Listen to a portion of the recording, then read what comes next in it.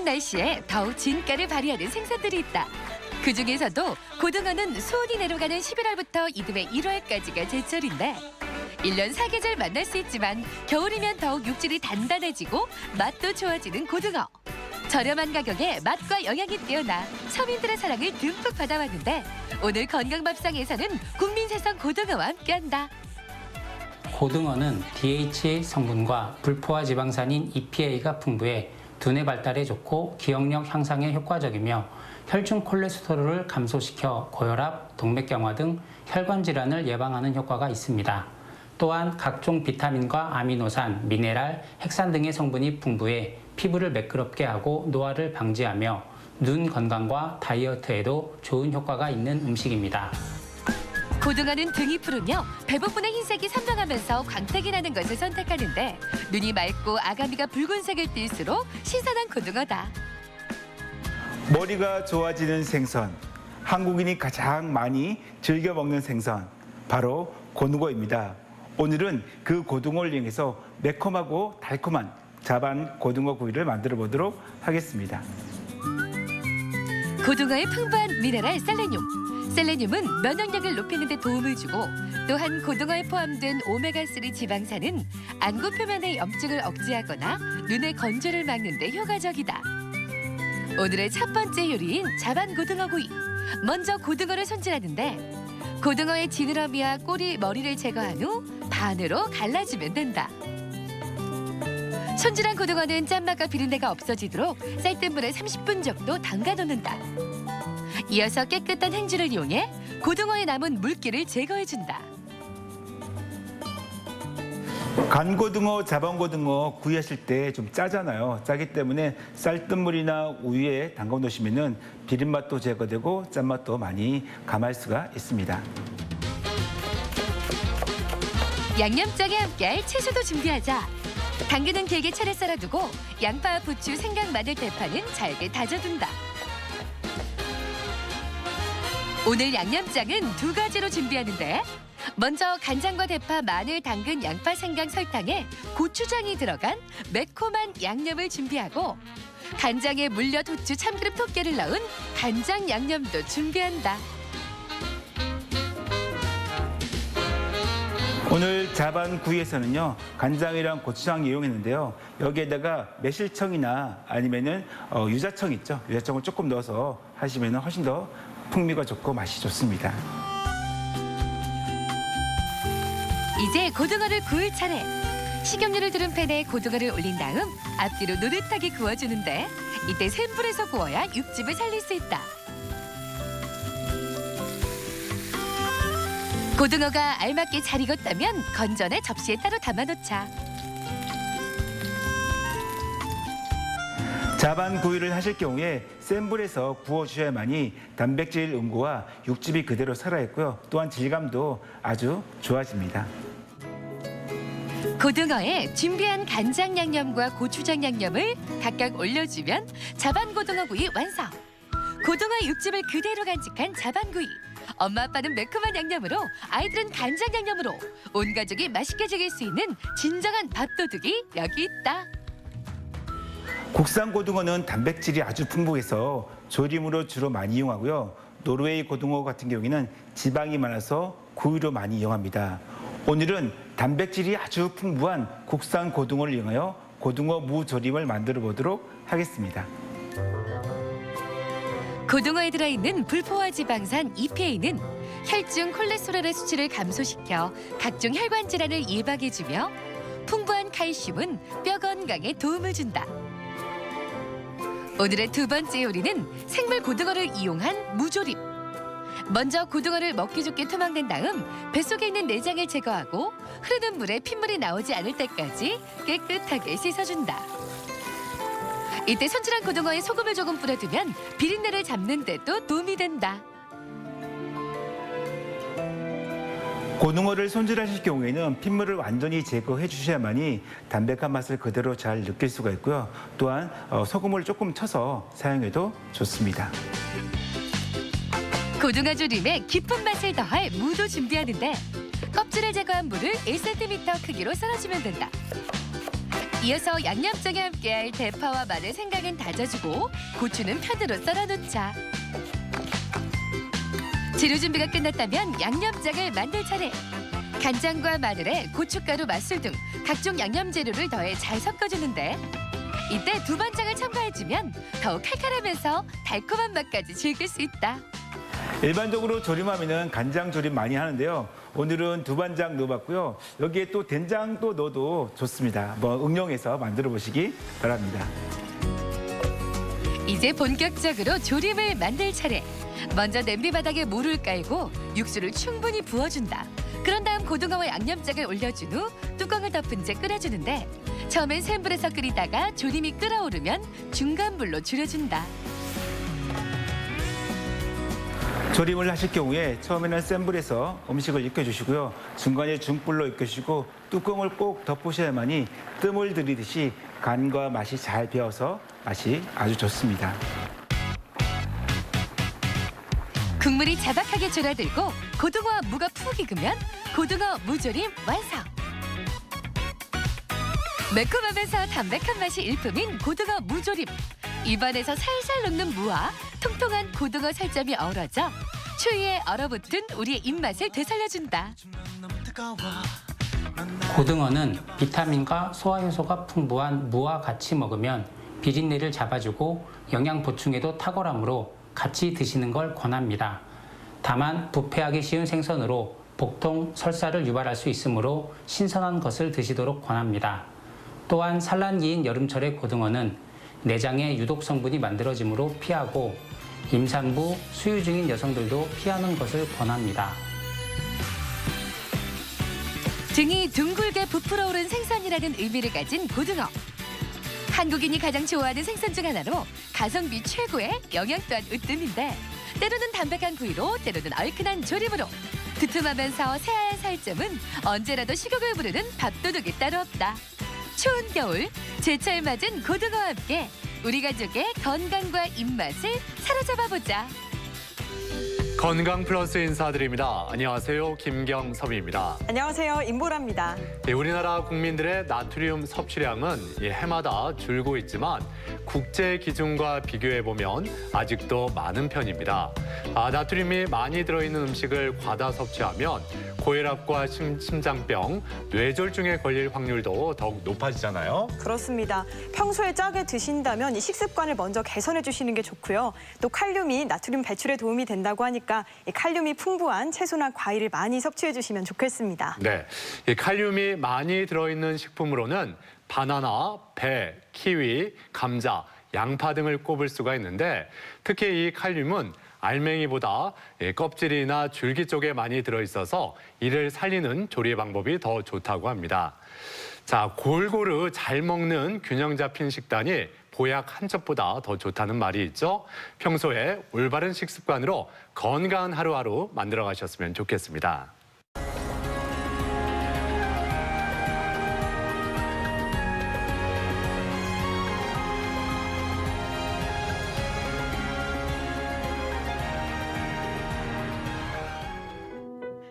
코 주위에 얼굴뼈 속에 위치한 빈 공간. 이 빈 공간을 코 옆에 위치한 동굴이라 해서 부비동이라 부른다. 감기나 알레르기 비염 등으로 세균이나 바이러스가 침투해 부비동 안에 염증이 발생하게 되는데 이를 부비동염이라고 한다.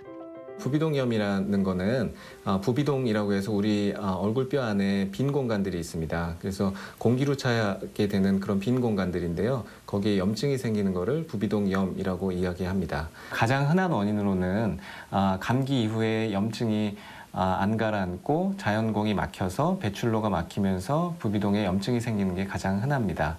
그게 3개월 이상 지속되면 만성 부비동염이라고 명명하고 있습니다. 흔히 축농증이라 불리는 부비동염.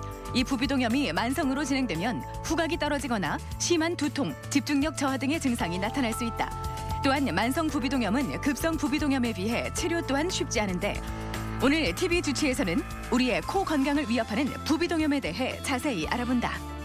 네, 이 겨울철에는 기온도 많이 떨어지고 대기가 건조해서 감기에 걸리기가 쉬운데 이 시기에 주의해야 할 질환 중에 하나가 바로 이 축농증이라고 불리는 부비동염 아니겠어요? 그렇습니다. 우리 코 주위 머리뼈 속에 있는 빈 공간이 있는데 이곳을 바로 부비동이라고 합니다. 여기 염증이 생기면 부비동염이 되는데요. 그대로 방치하다가는 나중에 다양한 합병증을 낳을 수 있기 때문에 조기에 치료를 해주는 게 중요합니다. 그렇습니다. 이 만성 부비동염일 경우에는 일상생활에 불편을 줄 뿐만 아니라 피로감을 쉽게 느낄 수가 있어서 삶의 질 또한 떨어뜨릴 수가 있습니다. 오늘 이 시간에는 이 부비동염에 대해서 자세히 알아보겠습니다. 도움 말씀을 위해서 건양대학교 병원 이비인후과 이기일 교수 나오셨습니다. 안녕하세요. 안녕하세요. 안녕하세요. 자, 오늘 주제가 부비동염인데 먼저 우리 얼굴에 있어서 이 부비동이 어디에 위치해 있는지 이 점부터 좀 짚어주시죠. 네. 우리 얼굴에서 코 주변부에 위치하고 공기가 차 있는 그런 공간들을 부비동이라고 말하는데요. 마치 동굴처럼 생겨 있고 자연공이라고 하는 작은 구멍들을 통해서 비관과 연결되게 되겠습니다. 위치상으로 보시면 이마 쪽에는 전두동, 그리고 양쪽 볼 쪽에는 상악동, 그리고 가운데 부분에 사골동이라는 곳이 있고 코 안쪽에 깊은 곳에 또 뇌 바닥 쪽에는 저평동이라고 부르는 그런 공간들로 세분화할 수 있겠습니다. 보니까 공기 주머니 같은데 이 부비동이 우리 몸속에서 어떤 역할을 할까요? 부비동염을 이해하려면 부비동의 정상 기능을 하기 위해서 필요한 3요소를 잘 이해하는 게 좋겠습니다. 우선 자연공이 개방되어 있어야 되는데요. 비관과 부비동을 연결하는 곳은 좁은 구멍이 막히지 않아야 부비동염에 걸리지 않습니다. 두 번째로 비관과 부비동 점막에는 미세한 섬모라는 것들이 있습니다. 이 섬모가 빗자루로 쓸어내듯이 자연적으로 콧물이나 노폐물 같은 거를 바깥으로 배출해내는 그런 역할을 하게 됩니다. 그런 섬모 움직임이 정상적이어야 되겠고요. 세 번째로는 콧물의 양도 정상적으로 생성되어야 합니다. 이러한 세 가지 요소가 장애가 생기면 부비동에 염증이 생기는 부비동염이 발생한다고 할 수 있겠습니다. 그러니까 부비동에 염증이 생겼을 때 부비동염 질환이 있는 건데 네. 그렇다면 이 구체적으로 이 부비동염 네. 어떤 질환인지 설명을 좀 해주시죠. 부비동염이라는 건 흔히 얘기하는 축농증을 부비동염이라고 합니다. 비염과 동반돼 있는 경우가 많아서 의학적으로는 비부비동염이라고도 합니다. 흔하게는 알레르기나 감기로 자연공이 막혀서 부비동 안쪽에 염증이 발생하는 그런 질환인데요. 부비동의 배출구가 막혀서 환기 및 배설이 되지 않아서 2차적으로 부비동 안쪽에 큰 공간에 염증이 생기고 농이 고이는 그런 상태라고 생각할 수 있겠습니다. 자, 그런데 이 부비동염이 발병 기간에 따라서 급성과 만성으로 나뉜다고 들었는데요. 어떻게 나뉘나요? 맞습니다. 기간이 중요한데요. 부비동염은 기간에 따라서 4주 미만, 한 달 미만의 이완 기간을 가진 급성 부비동염 을 먼저 생각해야 되는데요. 그런 것이 3개월 이상 지속되는 만성으로 넘어가게 되면 비가역적이고 수술적인 치료를 요하는 경우들이 많이 있습니다. 그 중간 단계를 아급성 부비동염이라고 하는데 이 기간에 잘 치료를 해서 급성에서 만성으로 넘어가는 것을 방지하는 것이 가장 중요하겠습니다. 앞서 부비동염 설명하실 때 비염 이야기도 좀 해주셨잖아요. 비염과도 관련이 있을 것 같고 이 부비동염이 도대체 왜 생긴 건지 그 원인을 좀 짚어보죠. 네, 부비동염을 일으키는 원인들은 여러 가지가 있을 수 있겠습니다. 우선 가장 흔한 거는 코감기, 급성 비염이라고 하는데요. 급성 비염에 의한 것이 가장 흔하고요. 이외에 담배 연기나 미세먼지, 또 치아의 뿌리 부분과 부비동이 가깝기 때문에 치아의 염증이나 여러 가지 시술 같은 것들도 원인이 되는 경우가 있겠습니다. 또 안면부 외상에 의해서 2차적으로 부비동에 염증이 생기는 경우도 있겠고요. 또한 코 안에 여러 가지 구조적인 이상으로 자연공 자체가 잘 막히게 되는 그런 분들이 있는데 이런 것들도 부비동염의 원인으로 생각해 볼 수 있겠습니다. 우리가 그 축농증이라고 불리는 이 부비동염 먼저 떠올려 보면 일단 코막힘, 노란 콧물 이런 걸 떠올리게 되는데 구체적으로 어떤 증상들이 나타날까요? 주변에 많은 분들이 부비동염에 걸리면 생활할 때 굉장히 불편해하는 경우들을 많이 볼 수 있습니다.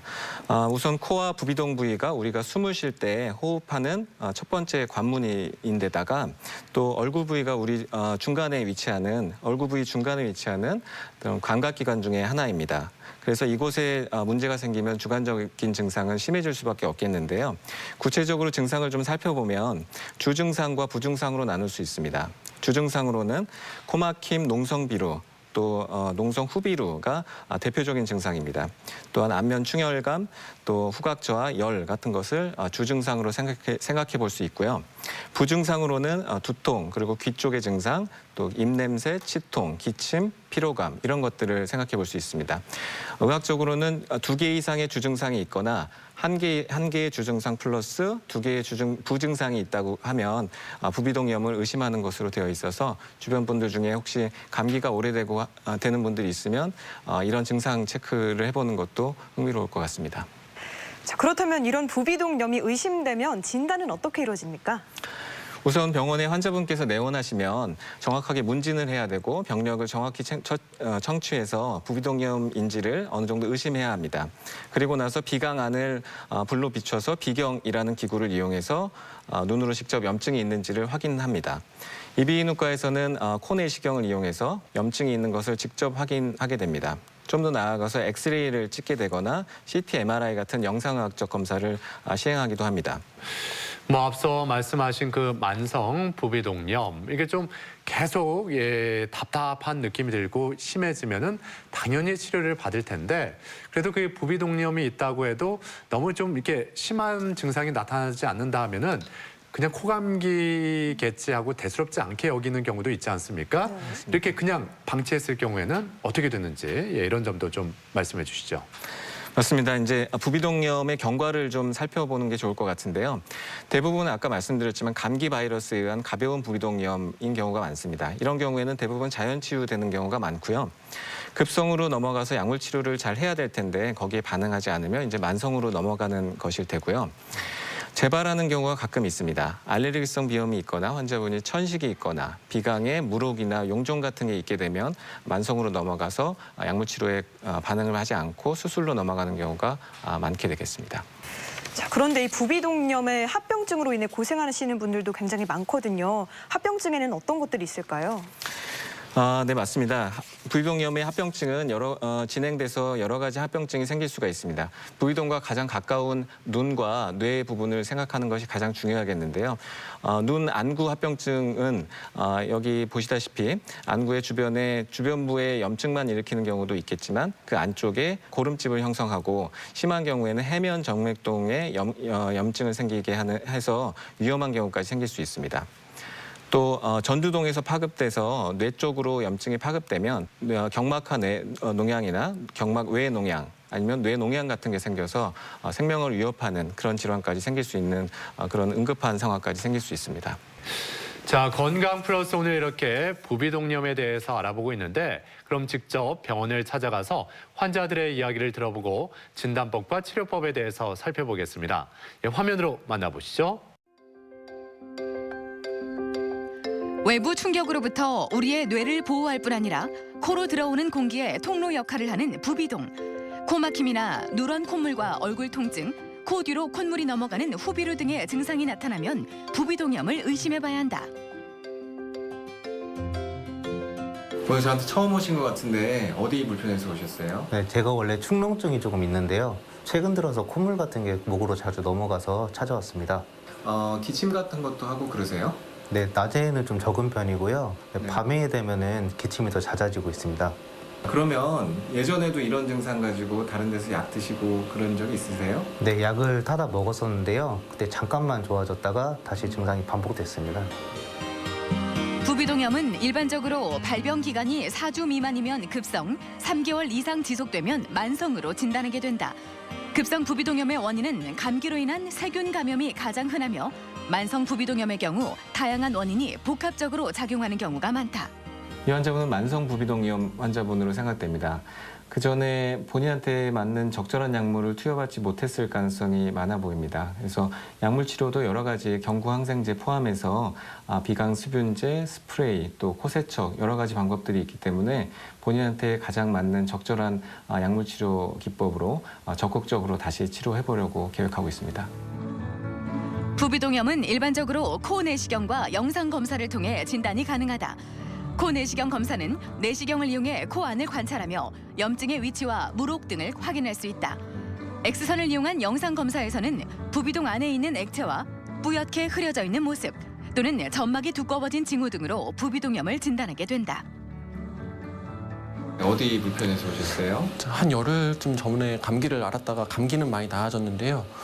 콧물 나오는 거랑 코 막히는 게 아직까지 좀 많이 불편해서 진료를 받으러 오게 됐습니다. 그럼 혹시 열이 나거나 두통이나 안면부 통증 같은 그런 증상도 있으세요? 열도 좀 있었고요. 이쪽이 좀 욱신욱신하게 좀 많이 아팠습니다. 그러면 전에는 이런 증상은 전혀 없으셨어요? 네, 전에는 이렇게까지 아픈 적은 없었습니다. 일반적으로 감기는 1, 2주 정도 지나면 자연적으로 회복되지만 증상이 악화되는 부비동염은 치료가 필요하다. 부비동염의 치료가 늦어지면 시력 감소는 물론 실명의 합병증까지도 초래할 수 있어 주의가 필요하다. 아마 급성 부비동염이 오신 것 같습니다. 감기 치료가 잘 안 돼서 급성으로 세균성 부비동염이 생긴 것으로 생각되는데 항생제 포함해서 적극적으로 약물 치료를 해보고 발열, 또 통증 이런 증상들이 안 가라앉고 또 염증 소견도 호전되지 않으면 수술적인 치료까지 고려해야 되는 상태로 판단됩니다. 부비동염의 경우 기본적으로 약물 치료를 진행하지만 약물이 효과가 없을 경우 수술을 고려할 수 있다. 기존에는 내시경을 이용한 수술이 보편적이었지만 풍선 카테터를 이용한 부비동 확장술이 많이 이루어지고 있는데 풍선 부비동 확장술은 수술 기간은 물론 회복 기간이 짧아 빠르게 일상으로 복귀할 수 있다는 장점이 있다. 부비동염은 대부분은 약물 치료를 하면 좋아지는 경우가 대부분입니다. 하지만 3개월 이상 넘어가서 만성이 되는 경우에 약물 치료 가지고 잘 해결이 안 되고 수술까지 받는 경우가 종종 있습니다. 특히 중요한 건 근처 구조물인 안구 또 뇌 쪽 염증, 합병증이 생기는 경우가 있습니다. 그래서 그런 경우에는 위험한 경우까지 생길 수 있기 때문에 가장 중요한 것은 이비인후과 전문의에게 적절하게 진단받고 적절한 치료를 받는 것이 중요하다고 하겠습니다. 생활에 불편을 초래하는 비교적 흔한 질환으로 가볍게 여기기 쉬운 부비동염. 하지만 방심은 금물이다. 부비동염을 방치해 만성으로 악화될 경우 눈이나 뇌에 중대한 합병증을 초래할 수 있어 관심과 주의가 필요한데 적극적인 진단과 치료, 만성 부비동염으로부터 우리의 코 건강을 지키는 길이다. 네, 병원을 찾아가서 이 부비동염의 진단법과 치료법에 대해서 살펴보고 환자들의 이야기도 들어봤습니다. 네, 계속해서 부비동염의 치료법에 대해서 알아보도록 하겠습니다. 부비동염의 치료 어떻게 이루어지나요? 부비동염 치료에는 나름대로 원칙이 있습니다. 우선 막혀있는 부비동을 공기가 잘 들어가게 환기시켜야 되고요. 염증을 잘 배출되게 해야 되는 것입니다. 구체적인 방법은 다음과 같이 약물 치료, 보조적인 요법, 수술적인 치료로 나눠볼 수 있겠습니다. 약물 치료는 항생제가 가장 중요하고 점액 용해제, 또 점막 수축제, 구강 내 스테로이드 스프레이 제제 등을 사용할 수 있습니다. 또 보조적인 요법으로 식염수를 이용한 자가 코세척이 중요한데요. 이런 약물 치료와 보조적인 요법을 해도 적극적으로 해도 호전되지 않는 경우에는 수술적인 치료를 고려하게 됩니다. 그 치료 방법으로 뭐 항생제, 스테로이드제 이렇게 언급을 해주셨는데 아무래도 소아의 경우는 이런 치료법에 대해서 좀 더 세밀하게 신경을 써야 되지 않을까 그런 생각이 먼저 들거든요. 예, 어떻습니까? 보통 소아 같은 경우는 약물 치료에 다행히 잘 반응하는 편입니다. 심하면 4에서 6주까지 필요하면 약을 변경해 가면서 그렇게 사용할 수 있고요. 또 소아에서는 편도 아데노이드 비대가 부비동염을 유발하는 경우가 많기 때문에 부비동 수술을 먼저 하는 것보다도 편도 아데노이드 치료를 먼저 시행하는 경우가 많습니다. 또한 알레르기 비염도 부비동염을 일으키는 경우가 많아서 이런 경우에는 알레르기 검사를 통해서 정확히 진단받고 같이 알레르기 치료를 병행해야 되는 경우가 있습니다. 근데 부모 입장에서도 걱정하는 게 내 아이가 그렇게 부비동염이 심해서 약을 계속 먹다 보면 이게 또 항생제라고 말씀하셨잖아요. 네. 내성이 생기는 건 아닐지 이런 점 있을 수 있잖아요. 네, 예. 맞습니다. 어떻게 바라봐야 될까요? 항생제를 오래 쓰면 내성이 생긴다는 말 자체는 맞습니다. 저희 의료진도 그래서 의학적인 상태에 맞춰서 단계를 정해서 필요한 때만 항생제를 사용하려고 노력하고 있습니다. 하지만 미국이나 국내 가이드라인에서도 급성 세균성 부비동염에서 만성으로 넘어가서 수술까지 하게 되는 것을 가장 방지해야 되는 중요한 점이기 때문에 필요할 때는 충분한 기간 동안 사용하는 것을 권고하고 있습니다. 네. 자, 그런데 만약에 약물 치료로도 해결이 잘 되지 않으면 소아의 경우에도 수술이 필요한가요? 네, 맞습니다. 소아에서 수술이 필요한 경우가 따로 정해져 있습니다. 적절한 내과적인 치료, 아까 말씀드린 약물 치료와 부가적인 치료를 적극적으로 해봤는데도 계속 지속되는 만성 부비동염에 한해서 수술하게 돼 있고요. 또 광범위한 물혹이 비강을 꽉 막고 있어서 부비동염이 약물 치료로 해결되지 않는 경우, 그리고 안구나 안화 두 개 내 합병증이 있는 경우에서는 수술을 고려해야 됩니다. 그리고 흔하지는 않겠지만 종양이 의심되는 그런 경우에도 수술을 고려해야 됩니다. 그렇다면 이 부비동 수술을 해야 된다면 어떤 과정을 통해서 수술을 받게 되는 건지 수술법에 대해서 좀 더 말씀을 해주시죠. 부비동염의 기전을 생각해 보면 수술의 원리를 쉽게 이해할 수 있을 텐데요. 부비동염이라는 곳이 나와야 될 곳이 막혀서 또 자연공이라는 곳이 좁은 곳이 막혀서 그렇게 해서 안에 염증이 생기는 것이기 때문에 자연공을 넓혀서 공기가 잘 들어가게 하고 안에 있는 내용물을 뺀 다음에 막히지 않게 자연스럽게 나올 수 있도록 해서 염증을 가라앉게 하는 것이 부비동 수술의 원리입니다. 자, 그런데 이 부비동 수술법도 과거에 비해서 많은 변화가 있었을 것 같은데 이 변천사를 좀 짚어주실까요? 네, 맞습니다. 예전에는 윗입술을 이와 같이 입술을 들고 뼈를 깎아서 상악동으로 들어가서 병변 자체를 제거하는 그런 수술을 했습니다. 1980년대 초반에 이비인후과 내시경이 발전하면서 부비동 내시경 수술이라는 방법이 도입되었습니다. 내시경을 보면서 정확하게 병변을 제거하는 그런 방법입니다. 그래서 요새 들어서는 2005년 이후에 최근까지 풍선 부비동 확장술이라는 또 새로운 개념의 수술 기법이 도입되었습니다. 지금 현재 많이 이루어지고 보편적으로 사용되는 부비동 내시경 수술을 도와주는 그런 기법이라고 이해하시면 되겠습니다. 그렇다면 최근 주목받고 있는 조금 전에 말씀하신 풍선 부비동 확장술, 이 방법에 대해서 좀 더 보충 설명을 해주신다면요. 네, 풍선 부비동 확장술이라는 것은 의료용 풍선을 이용해서 부비동과 연결된 자연공 자체를 넓혀주는 그런 개념입니다. 일반적인 수술 기법은 자연공을 넓혀주려면 주위 구조물을 이와 같이 다 잘라내고 갈아내고 제거해야 되는데 이 방법은 비침습적으로 필요한 부분만 넓혀서 길만 열어주는 그런 방법입니다. 그렇기 때문에 기존 수술보다 수술 시간도 빠르고 부작용 가능성도 적은 안전한 수술이라고 할 수 있습니다. 네, 이 풍선 부비동 확장술이 기존 수술보다 더 빠르고 안전하다고 하니까 더욱더 관심이 가는데요. 시술 방법은 어떻게 됩니까? 네, 제가 실제 시술 기구를 가져왔는데요. 이렇게 키트 같은 개념의 시술 방법입니다. 그래서 이 앞에 있는 라이트 택을 떼게 되면 끝에 이런 식으로 LED 라이트가 나오게 되겠습니다. 코 안에 집어넣고 부비동 안쪽에 먼저 들어가게 되는 것을 확인합니다. 부비동 안쪽에 들어간 것을 확인하고 자연공에 위치한 것을 잘 확인하면 그곳을 따라서 조심스럽게 풍선을 전진시킵니다. 그래서 잘 들어간 것을 밖에서 불빛으로 확인을 하고요. 그 이후에 의료용 식염수를 이용해서 시린지 펌프를 이용해서 풍선을 확장시킵니다. 이와 같이 확장시키고 자연공이 넓어진 것을 확인하고 풍선을 빼고 제거하면 끝나게 되겠습니다. 그 이후에 그 넓어진 자연공을 이용해서 세척을 깨끗하게 해서 부비동을 치료하는 그런 방법입니다.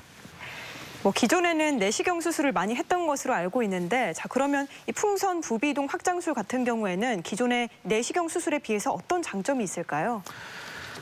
기존에 사실 기존은 아니고 지금도 가장 많이 하는 수술이긴 합니다만은 그 부비동 내시경 수술이라는 거는 기존에 원래 정상적인 구조물 자체를 제거해야 자연공으로 통할 수 있습니다. 그래서 우리가 원하는 위치, 원하는 목적인 자연공을 넓히고 그 안쪽에 있는 부비동의 염증을 제거하고 넓혀야 되는데 그러기 위해서는 거기까지 가기 위해서 여러 가지 제거해야 될 구조물들이 많습니다. 그래서 이와 같이 뼈를 잘라내기도 하고 또 여러 가지 기구로 갈아내기도 하고 구멍을 넓혀주기도 하고 그렇기 때문에 당연히 피도 많이 나고 그런 불편한 점이 있는 게 사실입니다.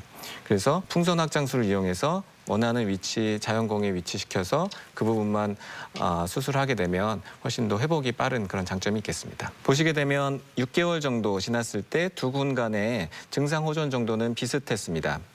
하지만 수술 직후인 일주일을 비교해보면 풍선확장술 군에서 의미 있게 증상 호전이 더 많이 되어서 빠른 효과를 나타낸다고 그렇게 생각할 수 있고요. 수술 후에 또 새로운 조직들이 이제 생겨나는 회복 과정이 필요한 것인데요. 부비동 내시경 수술의 경우에보다 우수한 결과를 보였던 결과들이 있습니다.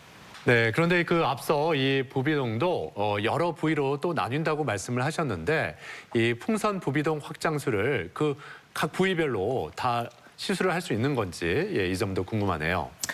그렇습니다. 아까 말씀드렸지만 위치상 우리가 4군데의 부비동을 나눠볼 수 있습니다. 그래서 먼저 하나하나씩의 시술 장면을 보시면 전두동이라고 해서 이마 쪽 부위에 있는 부비동을 수술하는 장면인데 풍선을 부풀려서 이렇게 주변 조직을 제거하지 않고도 이렇게 자연공을 넓혀서 염증만 제거하는 그런 수술을 할 수 있고요. 저평동이라고 해서 저 안쪽, 코 안의 깊은 쪽에 또 뇌 바닥 쪽에 위치한 저평동이라는 곳은 바깥에서 확인을 우리가 할 수가 없기 때문에 코 안쪽에서 풍선 확장술을 시행할 때 코 안쪽에서 시행하게 됩니다. 상악동의 경우에는 이 볼 쪽, 옆쪽에 위치하는 것인데 원래 기존의 수술 방법대로 하면 이 구상돌기라는 일반적인 원래 위치한 정상적인 구조물을 제거해야 되는데 그러지 않고 뒤쪽으로 자연공만 찾아 들어가서 풍선을 넓혀서 자연공이 넓어지고 안에 있는 염증 자체를 제거하는 그런 수술이고요. 아까 말씀하셨던 질문해 주셨지만 모든 부비동에 다 적용할 수 있느냐라고 말씀해 주셨는데 제가 3가지는 말씀드렸는데 하나 사골동에 대해서 말씀을 안 드렸습니다. 그 이유는 우리 풍선 확장술의 원리 자체가 자연공 자체를 넓혀주는 개념인데 사골동은 위치상 가운데 부분에 위치하기 때문에 물리적으로 제거해야 될 수밖에 없는 그런 구조물입니다. 그래서 사골동에 한해서는 풍선 확장술을 적용할 수 없고 일반적으로 사용하는 부비동 내시경 수술 기법을 이용해야 되는 그런 점을 생각해야 되겠습니다. 자, 이 풍선 확장술이 아무래도 피도 덜 나고 회복도 빠르다 보니까 다른 치료법들보다 수술 결과도 더 좋을 것 같은데요. 비교해보면 어떻습니까?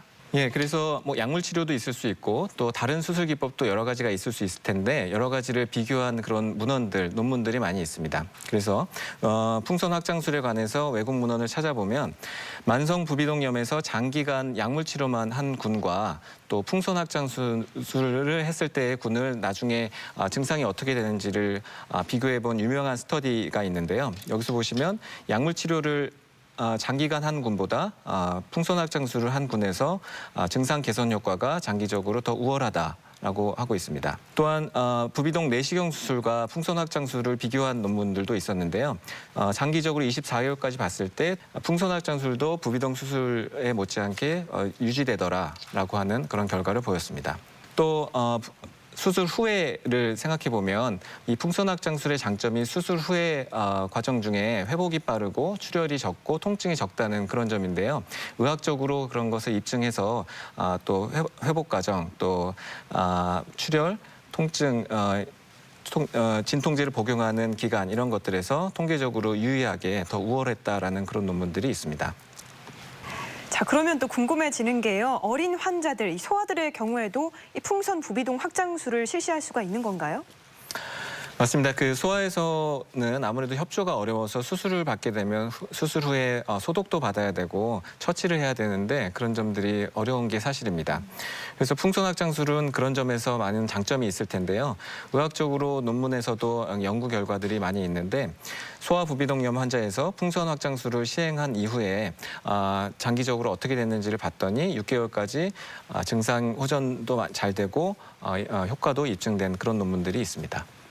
이 풍선 부비동 확장술, 시술 방법도 비교적 간단하고 효과도 좋다 이렇게 말씀을 하셨는데 그래도 뭐니 해도 가장 좋은 치료법은 예방법 아니겠습니까? 그렇습니다. 부비동염을 예방할 수 있는 방법을 정리해 주신다면요. 우선 손발을 깨끗이 씻어야 되겠고요. 개인 위생 관리를 잘 해서 청결한 생활 습관을 유지해야 됩니다. 생리식염수를 이용한 비강 세척도 좋은 방법이고요. 건조하면 코에는 굉장히 안 좋고 염증 가능성이 높아지기 때문에 코 안의 점막을 촉촉하게 유지하는 것이 좋겠습니다. 실내 환경은 자주 환기를 시키고 습도는 40에서 50% 정도 유지하는 것이 좋습니다. 충분한 수분 섭취, 그리고 술, 담배나 화학물질 같은 자극은 피하는 것이 좋습니다.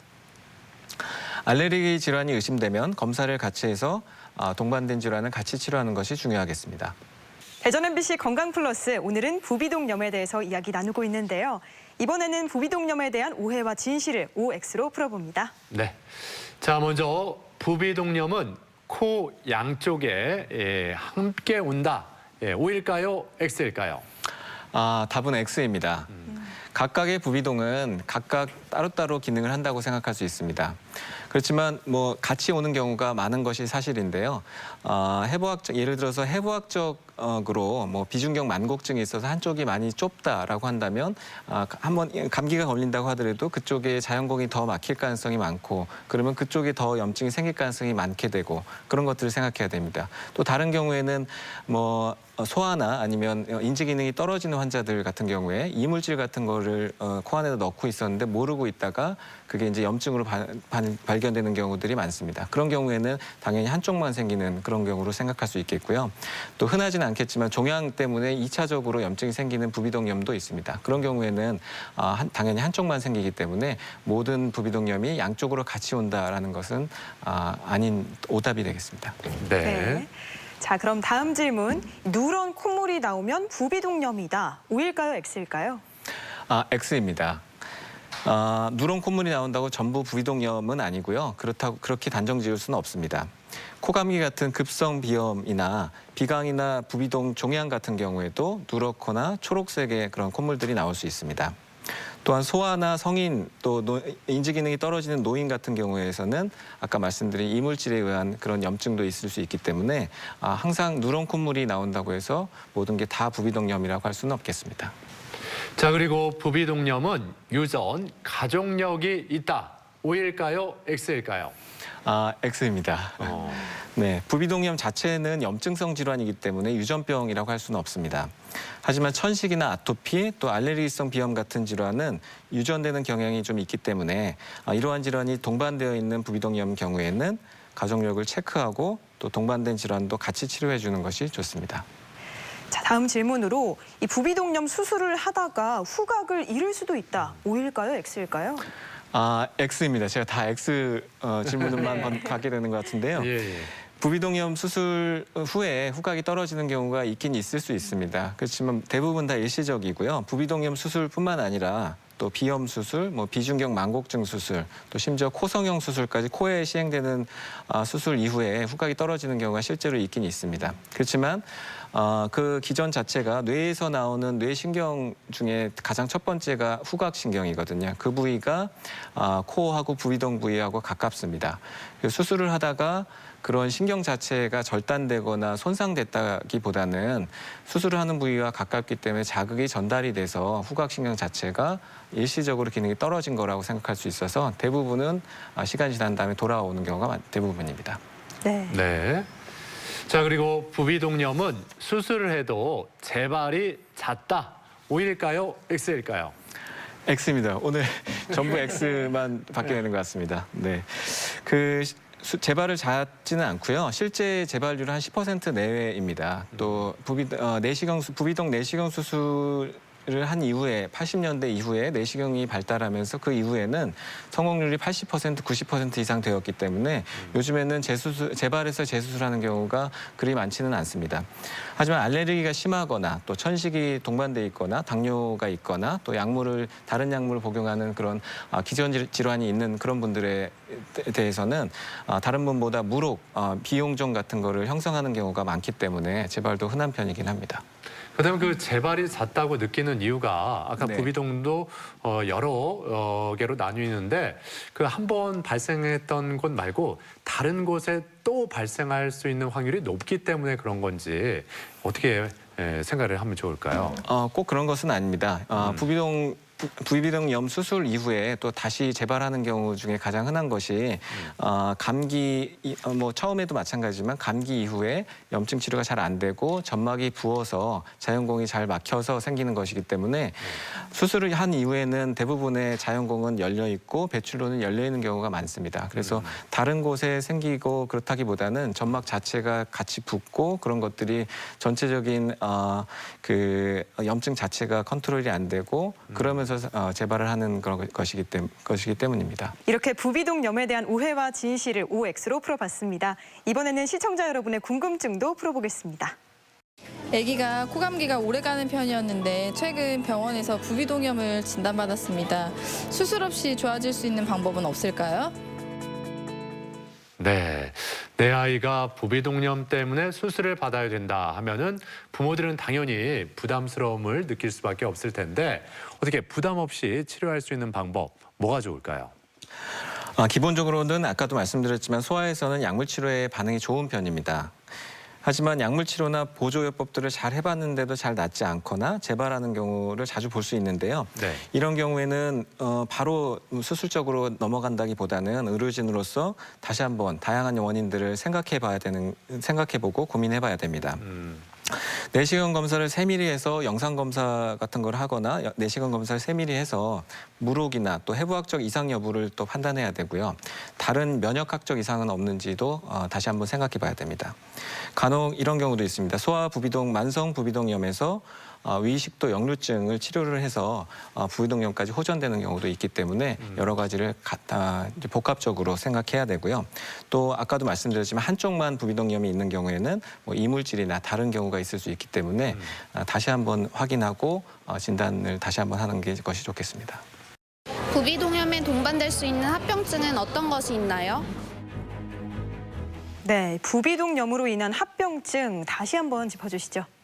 예, 우선 부비동과 가까이 위치한 눈 쪽 안환의 합병증이나 머리 쪽 두개내 합병증이 대표적인데요. 적절한 치료를 받지 못하면 심한 경우 실명이나 사망까지도 이를 수 있는 상황이 생길 수 있습니다.